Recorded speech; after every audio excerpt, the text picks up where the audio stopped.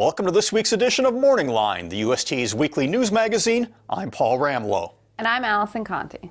The remarkable Jiggleit continued his impressive campaign this past Saturday as the 3-year-old son of Mr. Wiggles captured the $706,000 Crawford Farms Meadowlands pace, scoring by 1 3/4 lengths over Dudes the Man in 1:47.4 at the Meadowlands.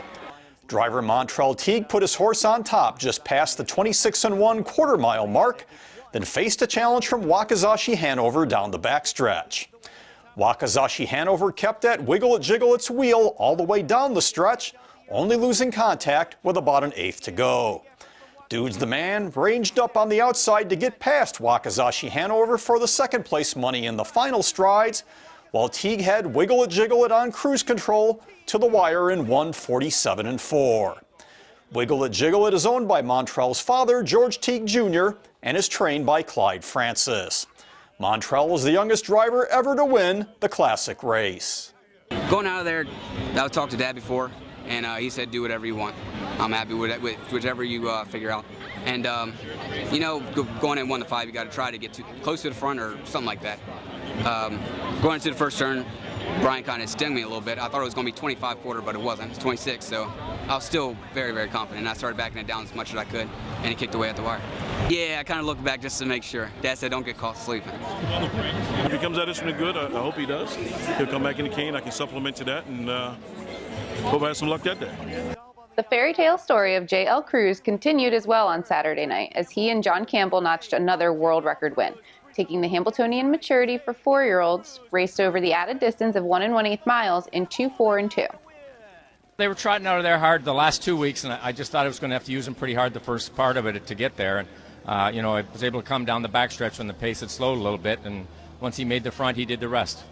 What can you say about John Campbell? He's been on him since day one, and he's taught this horse how to race from the front, the back. He's very handy. You can do anything with him. He's just unbelievable. It's a dream come true. I keep thinking I'll wake up from this dream, but I won't. Saturday's card at the Meadowlands also featured 3-year-old trotters of both sexes, as 2 divisions of the Stanley Dancer Memorial for colts were contested, as well as a single division in the Delvin Miller Memorial for fillies. Pinkman became harness racing's newest millionaire when he won the first division of the Stanley Dancer Memorial in 1:52.2. Habitat was second, and Canepa Hanover was third in the prep for the August 8th Hambletonian. Pinkman is trained by Jimmy Tactor. The son of Explosive Matter posted his 11th win in 14 lifetime starts, lifting his career bankroll to $1,002,925. I got everything my way, but my horse was really strong. I was just playing with him a little bit in the stretch, make him do his job, but he had so much more. The Bank, with trainer Jimmy Tactor in the bike, won the second Dancer Memorial race by a length in a time of 1:50.4. The son of Donato Hanover was a winner for the 4th time in 17 lifetime starts, with $275,701 in purse earnings. Meanwhile, Spirit to Win and driver Brett Miller upset the field at 48-1 odds to capture the $187,000 Delvin Miller Memorial in a career mark of 1:52 by a nose over Mission Brief. The Cantab Hall filly is trained by Dustin Jones. She posted her 4th lifetime win and saw her career earnings climb to $168,130. Sat 4th the whole mile behind the 3 best ones, and she just popped out in the stretch and came back, I think, the last quarter in 26 in the piece. It was really great. She can't do the work herself. She's got to have a trip, and I think with a trip she can be a player. This week's tweet of the week comes from Pace Night. At Breeders' Crown tweeted, "A word to the wise" for #Pace15. Friends don't let friends bet chalk. And speaking of not betting chalk, everyone was amazed at the price on Andrevet Saturday night in the Golden Girls, but it seems that nobody better. The 4-time Dan Patch Award winner went off at odds of 36-1, the highest of her aged career, but she proved she still got it, pacing the 1 1/8 in 2:2.4. You hear me say all the time out there, or other handicappers, well, this horse is dropping in class, or this horse is stepping up in class. And generally you can judge it by the purse that the horse has been racing for. Back in Columbus on Saturday night, Scioto Downs took the back to the track ball and ran with it. Harness racing fans came out in full force, and the rain held off for driver autographs. What's your name, Mo? Braxton. Yeah. Oh, Braxton. T-shirt tosses, and paddock tours. You know, I just sit behind them and guide them around there, keep them out of trouble. I'll stay here by Chris. But they're amazing creatures, and if you ever get a chance to be around them, definitely take the opportunity, or even own one. This week's Sound Off on Social question is inspired by some of the big upset winners at the Meadowlands this weekend. Biggest of all being Spirit to Win's $99 payoff in the Del Miller. So let us know, what's the biggest price you've ever gotten on a winner, and what in the world made you bet that horse? Whoever has the best long shot reasoning could win some USTA swag.